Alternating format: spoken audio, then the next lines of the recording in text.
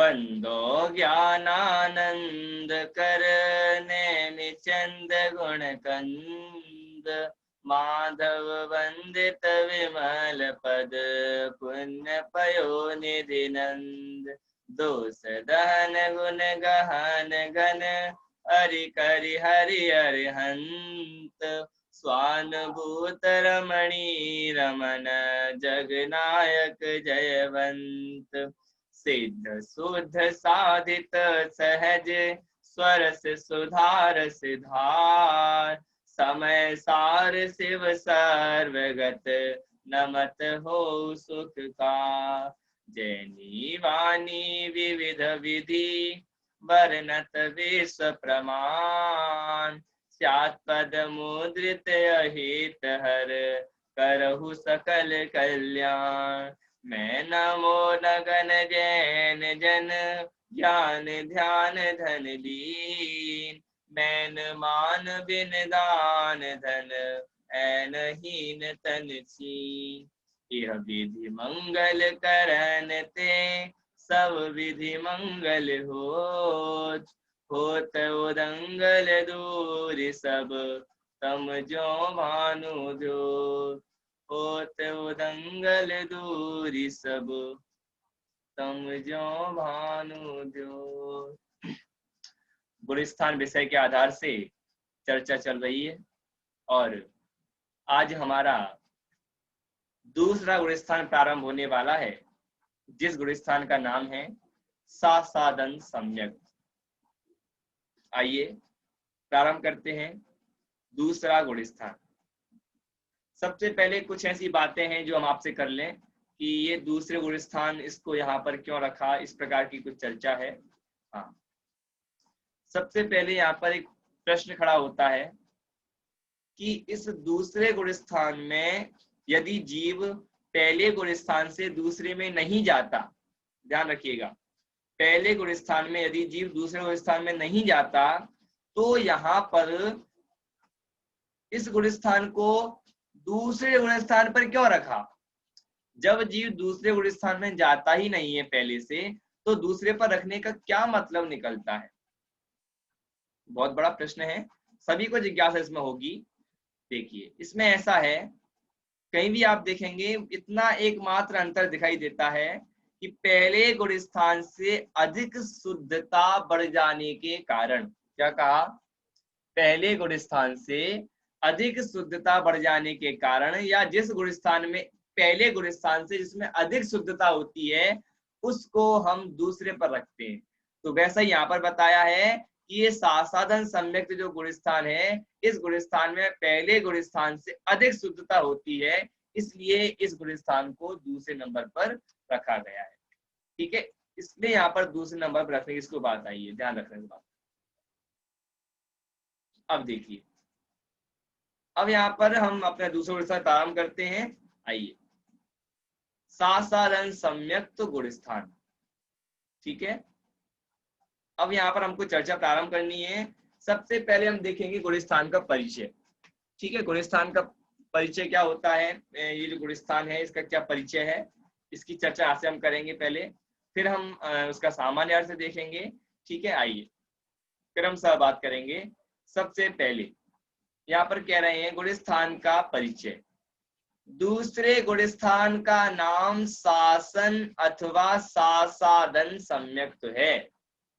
क्या कहा, दूसरे गुलिस्तान का नाम शासन अथवा सासादन। यहाँ पर दो बिंदु हैं, इस गुलिस्तान को शासन भी कह सकते हैं और सासादन सम्यक भी कह सकते हैं। दो नाम है इस गुलिस्तान के, ध्यान रखना इस बात। गुलिस्तान के दो नाम हैं, एक तो शासन सम्यक और दूसरा है सासादन सम्यक।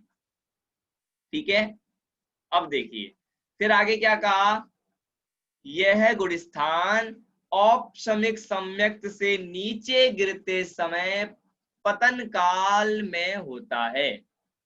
ये क्या होता है, नई चीज आ गई हमारे सामने, थोड़ा इसको समझ लेते हैं क्या कहना चाहते हैं। देखिए, यह गुलिस्तान माने दूसरा गुलिस्तान।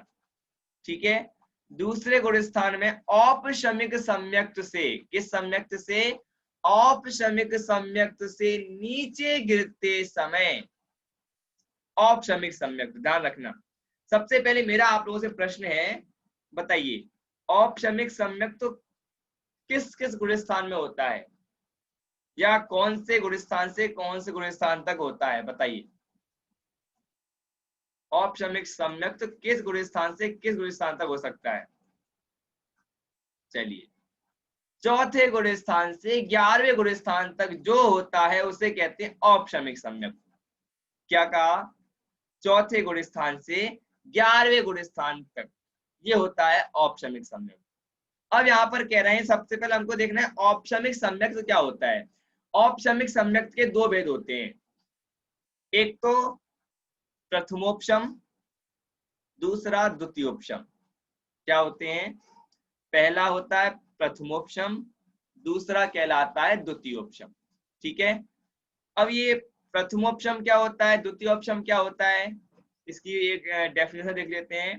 देखिए, मिथ्यात्व का अभाव करके जो औपशमिक सम्यक्त प्रकट होता है, क्या कहा? जब जब मिथ्यात्व का अभाव होगा तब जो औपशमिक सम्यक्त प्रकट होगा उसे कहते हैं प्रथमोपशम। ठीक है, पहला बिंदु ध्यान रखना। क्या कहा? कि जब मिथ्यात्व का अभाव हुआ और यहाँ पर सम्यक्त का माने मिथ्यात्व का अभाव हुआ और औपशमिक सम्यक्त प्रकट हुआ, तो वहां पर हमें क्या लेना है, उसे कहेंगे प्रथमोपशम। अब द्वितीयोपशम किसे कहेंगे? छायोपशमिक सम्यक्त का अभाव होकर छायक सम्यक्त होना, यानी औपशमिक सम्यक्त होना। छायोपशमिक सम्यक्त के हो जाने के पश्चात औपशमिक सम्यक्त जब होता है उसे कहते हैं द्वितीयोपशम। कितनी बढ़िया चीज है कि सम्यक्त के अभाव रूप सम्यक्त प्रकट होता है। छायोपशमिक सम्यक्त के अभाव रूप यहाँ पर औपशमिक सम्यक्त को प्रकट करना है। ठीक है, इसका नाम है द्वितीयोपशम। इस बात का ध्यान रखना आप लोग।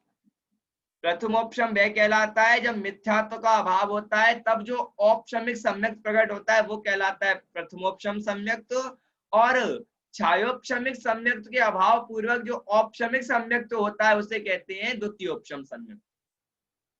ठीक है, अब ध्यान दीजिएगा। अब यहाँ पर कह रहे हैं कि औपशमिक सम्यक्त से नीचे गिरते समय, ये लिखा है देखिए, औपशमिक सम्यक्त से नीचे गिरते समय। नीचे गिरते समय माने कहा? जब औपशमिक सम्यक्त चौथे में होता है, पांचवें में होता है, छठवें में होता है, सातवें में होता है, आठवें, नौवें, 10वें और 11वें, इन सब में सम्यक्त होता है। तो यहाँ पर कह रहे हैं कि वहां से गिरते समय, वहां से किसमें गिरेगा जीव? दूसरे गुणस्थान में गिरेगा। ठीक है, सम्यक्त से नीचे गिरते समय पतन काल में होता है। ये गुणस्थान कब होता है? जब जीव औपशमिक सम्यक्त से नीचे गिरता है। ठीक है, पहली बात। इसमें एक बात और ध्यान रखना आप लोग, जो ये गुणस्थान बताए गए हैं 4 से 11 तक, लेकिन यहाँ पर कुछ कुछ गुणस्थानों की अपेक्षा ली है कि जीव किन किन गुणस्थानों से गिरकर दूसरे में आता है। कौन कौन से में से आता है? तो कहते हैं चौथा, पांचवा और छठवा।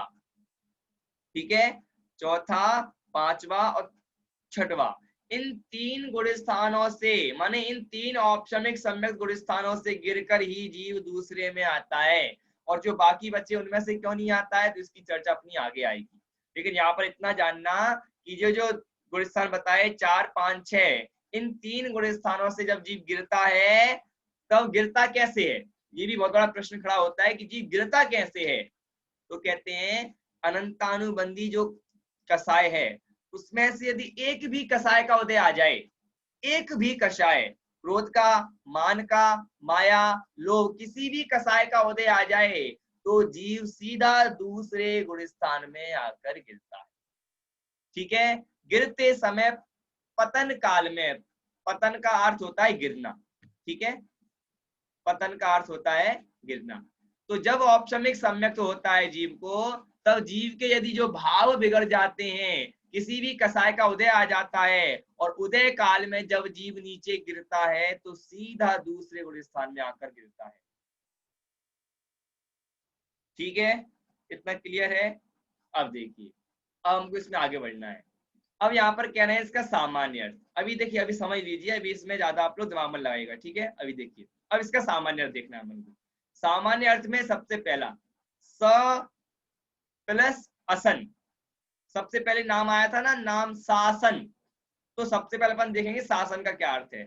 स प्लस असन बराबर शासन, ठीक है? असन का अर्थ नीचे को गिरना, असन का अर्थ होता है नीचे गिरना। असन का क्या अर्थ होता है? नीचे गिरना। और सा माने होता है सहित, नीचे गिरते सहित, माने पतन सहित परिणाम, गिरते हुए परिणाम। जब जीव ने अपने भावों को बिगाड़ा, अपने भावों में अशुद्धता लाई, अपने भावों की विराधना की, अपने भावों में दोष लगाए, तब जीव उन गुण स्थानों से नीचे गिरता है, तो उसका नाम है शासन। स प्लस आसन, शासन माने, असन माने होता है गिरना, ठीक है? कैसे यहाँ पर बताया कि सा माने सहित और असन माने गिरना। सहित रूप से जो गिरता है, जो जिस जीव के भाव बिगड़ जाते हैं, अपने भावों में अशुद्धता आ जाती है, तो वो जीव सीधा इसी गुण स्थान में आकर गिरता है, ठीक है? ध्यान रखना इस बात का। तो ये हो गया हमारा शासन। अब एक नाम और आया था साधन, ठीक है? साधन का क्या अर्थ है? नीचे देखिए, स प्लस आसाधन। स का अर्थ यहाँ पर सहित लेना है, ठीक है? आसाधन का अर्थ थोड़ा अलग लेना है। आसाधन का अर्थ होता है विराधना। विराधना माने टॉर्चर, आलोचना, ठीक है? जैसे किसी जीव की विराधना कर देते हम, तो जैसे कह रहा था ना, किसी की बेइज्जती कर दी, किसी की विराधना कर दी, तो यहाँ पर कह रहे हैं अपने भावों की विराधना करना, ठीक है? अपने भावों में अशुद्धता लाना, विशुद्धता की हानि होना, ठीक है? अपने अंदर जो निर्मलता, निर्मल भाव हैं, उन निर्मल भावों की हानि करना, इसका नाम है साधन, ठीक है? अब यहाँ पर साधन के बाद यहाँ पर सम्यक्त क्यों लगाया है? सारी बात ख्याल में, सम्यक्त शब्द क्यों लगाया है? हमें क्या लगता है, पता है नीरू जी? कि सम्यक्त इसलिए लगा हुआ है क्योंकि इस गुण स्थान में जो जीव होता है वो सम्यक दृष्टि होता है।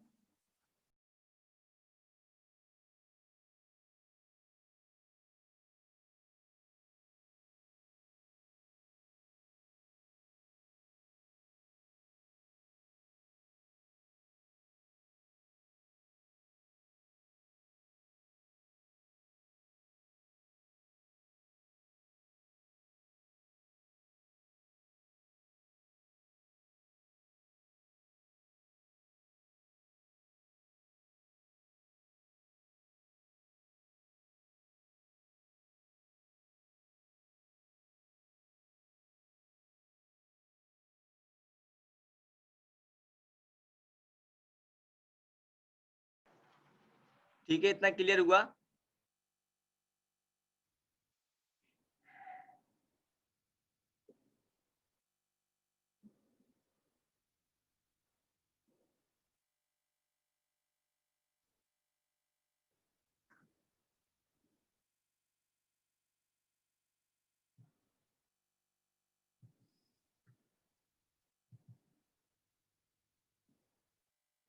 देखिए, इतना ठीक है। अब यहाँ पर देखिए, ये तो हो गया शासन और आसाधन, दोनों बिंदु क्लियर है आप लोगों के? शासन का अर्थ है यहाँ पर गिरना, माने सहित गिरना। वैसे जीव ऊपर से जब गिरता है, जब सम्यक औपशमिक सम्यक से जीव नीचे मिथ्यात्व गुण स्थान में गिरता है, उसका नाम है शासन।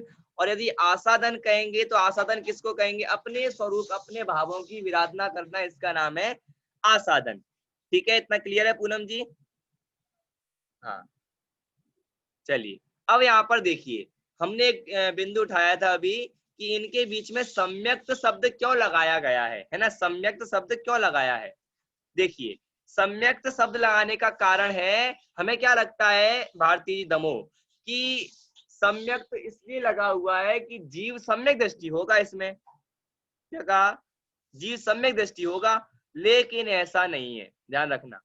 इसमें जीव सम्यक दृष्टि नहीं होता, ध्यान रखिएगा इस बात का। क्या कहा?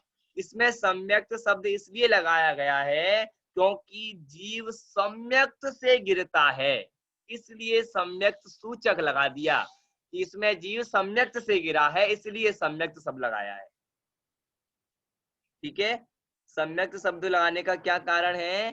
क्योंकि जीव सम्यक्त से गिरता है, इसलिए यहाँ पर सम्यक्त शब्द को लगाया गया है। क्लियर इतना?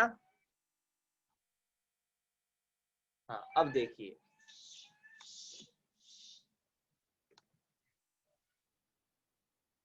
इतना होने के बाद अब यहाँ पर देखते हैं इसका स्वरूप व लक्षण। ठीक है, अब देखिए, अब यहाँ पर कह रहे हैं स्वरूप, सम्यक्त रूप रत्न पर्वत के शिखर से च्युत। क्या कहा? सम्यक्त रूप, सम्यक्त रूप का अर्थ यहाँ पर लेना कि यहाँ पर बताया गया है सम्यक्त रूपी पर्वत। सम्यक्त रूपी पर्वत का अर्थ है औपशमिक सम्यक्त, है ना? औपशमिक सम्यक्त रूपी पर्वत है, और उसके शिखर से जीव यदि च्युत होता है माने गिरता है ना? क्या होता है? यदि उस पर्वत से जीव गिरता है, कहा? मिथ्यात्व रूपी भूमि। क्या कहा? मिथ्यात्व रूपी भूमि के सम्मुख। क्या कहा? ध्यान दीजिएगा, सम्मुख का अर्थ होता है सन्मुख, लेकिन मिथ्यात्व रूपी भूमि पर नहीं गिरता है, ध्यान रखिएगा इस बात का। मिथ्यात्व रूपी भूमि के सम्मुख माने सन्मुख जाता है, और सम्यक्त के नाश को प्राप्त हो जो जीव है उसे साधन सम्यक्त कहते हैं। इसको थोड़ा समझ लेते हैं। क्या कहा यहाँ पर? एक हमारे सामने एक पहाड़ बना हुआ है, ठीक है? पहाड़ होते हैं, आपने देखे होंगे सभी लोगों ने, ठीक है?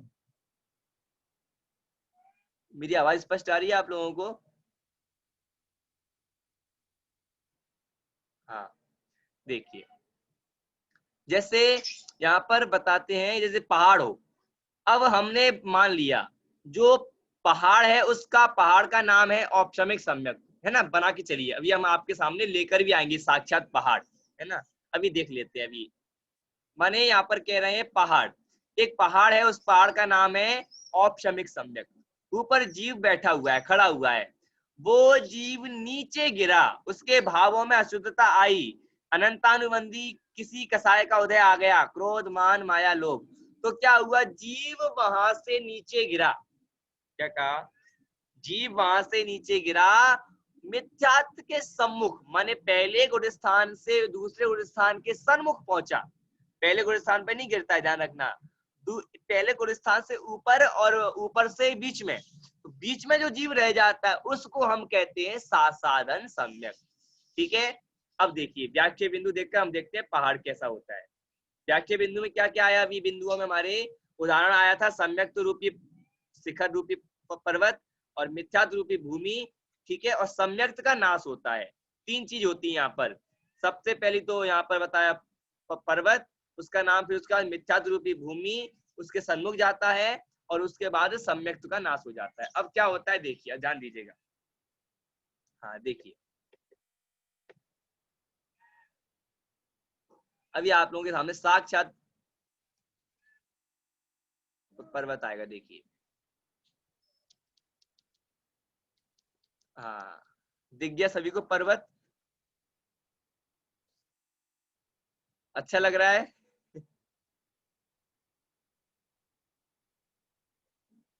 हाँ, अब देखिएगा, ध्यान दीजिएगा, है ना? एक एक बिंदु पर ध्यान दीजिएगा। ये जीव ऊपर खड़ा हुआ है ना? क्या कर रहा है? ये जीव है, ये दिख रहा है आप लोगों को, ये जीव है, ये ऊपर खड़ा हुआ है इस पहाड़ पर। इस पहाड़ का नाम है सम्यक्त पर्वत, है ना? सम्यक्त पर्वत माने औपशमिक सम्यक्त कह सकते हैं अपन, क्योंकि उदाहरण अपना वही चल रहा है। ये पर्वत है, इस पर्वत पर सम्यक्त का रूपी पर्वत है, इस पर ऊपर जीव खड़ा हुआ है। हम इसको मानते हैं चौथा गुण स्थान, क्योंकि औपशमिक सम्यक्त चौथे गुण स्थान में होता है, तो हम चौथे से लेकर चलते हैं। ठीक है, अब यहाँ पर हम समझ सकते हैं श्रावक भी हो सकते हैं, ठीक है? श्रावक भी हो सकता है, मुनि भी हो सकते हैं, ध्यान रखना इस बात का। ये श्रावक भी हो सकता है, मुनि भी हो सकता है, दोनों ही प्रकार से ले सकते हैं। अब बताया कि ये जो जीव दिख रहा है, ये जीव यदि इसके भाव बिगड़े, इसके कसायों में यदि एक भी उदय आया, क्रोध या मान या माया या लोभ, किसी का भी उदय आया, तो ये जीव वहां से च्युत होगा, माने इस पहाड़ से नीचे गिरेगा। गिर रहा है, दिख रहा है सभी को, जीव गिर रहा है ऊपर से, ये जीव यहाँ पर गिर रहा है। अब यहाँ पर ये गिर तो रहा है, लेकिन ये मिथ्यात्व रूपी भूमि के सन्मुख है, लेकिन भूमि पर नहीं गिरा हुआ है। ध्यान रखना इस बात का। कहां पर है? मिथ्यात्व रूपी भूमि के सन्मुख है, लेकिन उस भूमि पर नहीं गिरा है। ध्यान रखना इस बात का। तो ये जो भूमि पर नहीं गिरा है और ऊपर से नीचे गिरा है, जो ये बीच की अवस्था जीव की दिखाई दे रही है, इसी का नाम सासादन सम्यक्त्व है।